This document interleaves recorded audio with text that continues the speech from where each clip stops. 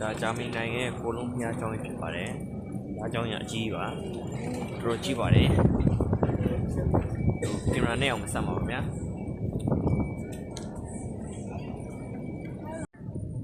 ဒါတော့ဘုရားကျောင်းရဲ့အရှိမျက်နှာစာပဲဖြစ်ပါတယ်။ဒါဘေးဘက်ခြမ်းကိုပြေးနေရပါလေ။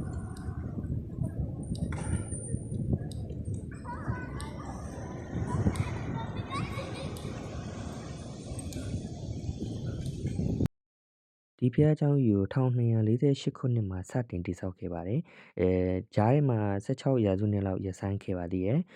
1880ခုနှစ်မှာတော့အပြီးသက်ဆောက်လုပ်ခဲ့ပါတယ်။ဒုတိယကမ္ဘာစစ်မှာလည်းပျက်စီးသွားပေမဲ့ပြန်လည်ပြီးတည်ဆောက်နိုင်ခဲ့ပါတယ်ခင်ဗျာ။